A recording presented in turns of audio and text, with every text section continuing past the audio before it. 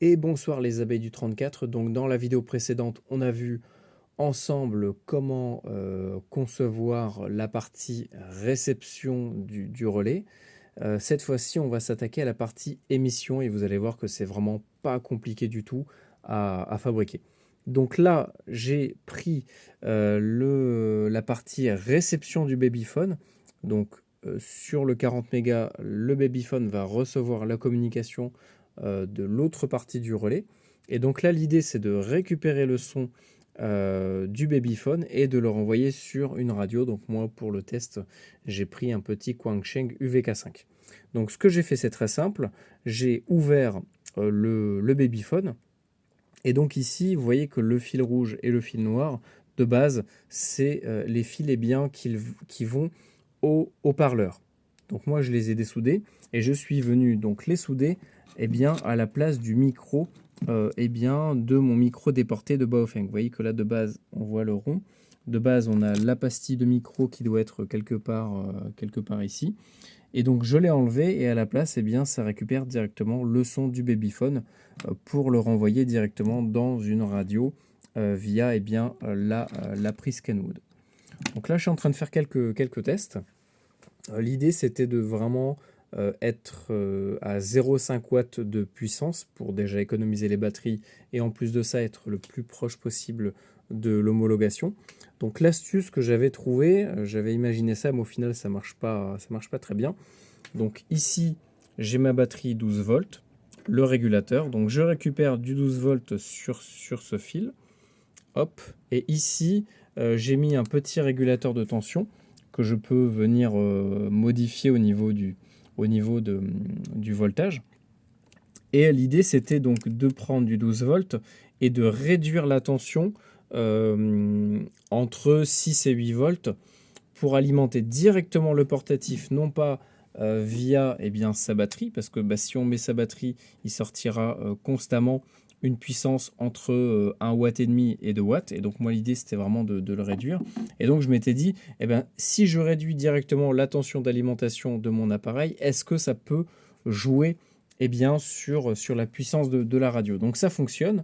Je l'ai testé avec le wattmètre. Donc je l'ai rebranché pour vous montrer un petit peu comment est-ce que je procède.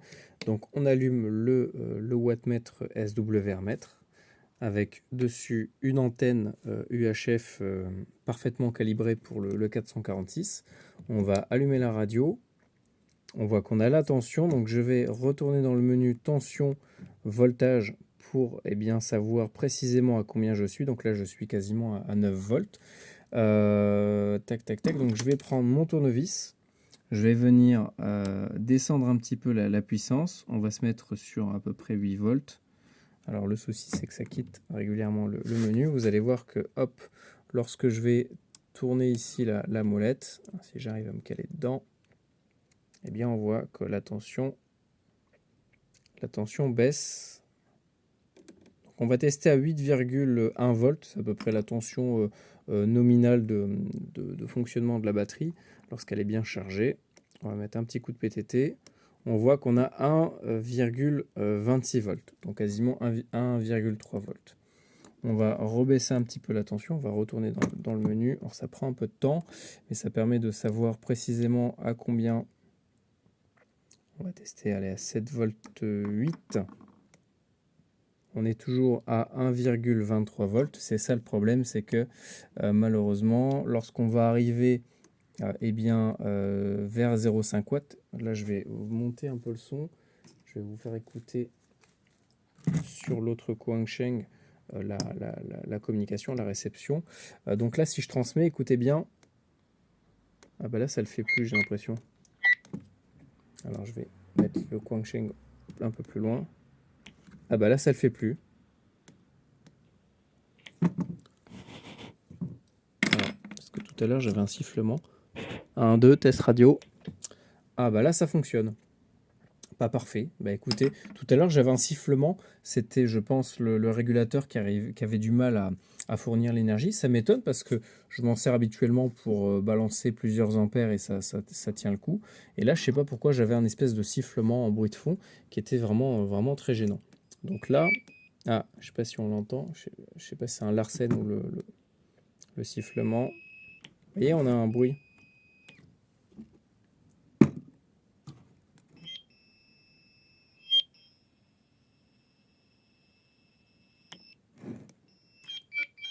Là, c'est le Larsen. Alors, je vais essayer de baisser un peu le son.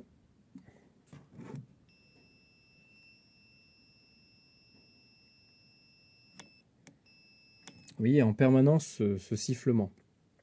Mais par contre, vous voyez que là, eh bien, j'ai réussi à baisser la puissance. Là, on est à 0,2 watts quasiment. Donc, si je remets un petit coup, alors voyons voir à combien on est, 7,45. Si je remets un petit coup vers le haut, ah, le Guangxing, il chope un truc. Vous voyez qu'on arrive quand même à... Ah, peut-être que ça vient du fait qu'on n'est pas sur une antenne extérieure. Peut-être qu'il y a un bruit, un signal qui transite dans le câble et qui peut-être perturbe l'appareil, je ne sais pas. On va tester d'une autre manière, on va venir alimenter notre radio par le câble en USB-C. Je ne sais pas du tout ce que ça va donner, on va essayer là de suite et puis on va voir ce que ça donne. Alors, le câble en USB-C est un petit peu court, mais pour le coup, là, on arrive à avoir une modulation sans le sifflement. Je vais remonter un peu le son sur le Guangxing. Alors là, il y a un truc qui fait un bruit. Je pense que c'est l'alimentation directement ou la radio, mais en tout cas, au niveau de la modulation, 1, 2, 1, 2, au niveau de la modulation, là, c'est propre.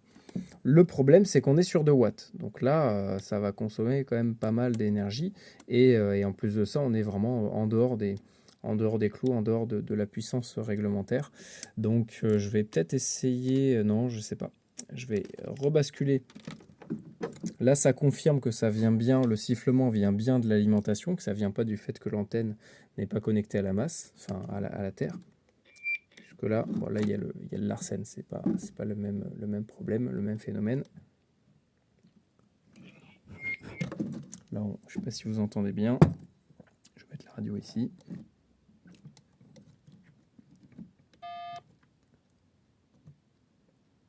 Ah, là, on est à 1,5 watts. C'est vraiment bizarre.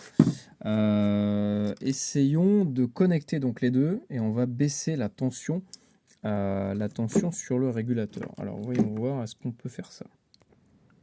Alors là, avec une tension de 7,4 volts, on est pile un peu au-dessus, mais quasiment... Ah, ça remonte, 800.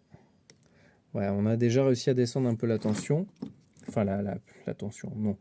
Je commence à fatiguer, moi. La puissance, par contre, on va réessayer donc d'alimenter en USB-C en même temps. Ouais, on a toujours plus d'1 watt. Hein. Là, on plafonne à 1,66, 1,39, 1,40. C'est déjà un petit peu mieux. On va peut-être rebaisser encore un petit peu la tension ici, mais j'ai peur que ça la mette en sécurité. Donc bon, voilà, déjà pour le moment, pour faire des tests, ça sera suffisant. Donc je vais monter tout ça, puis je vais vous faire d'autres vidéos pour la suite.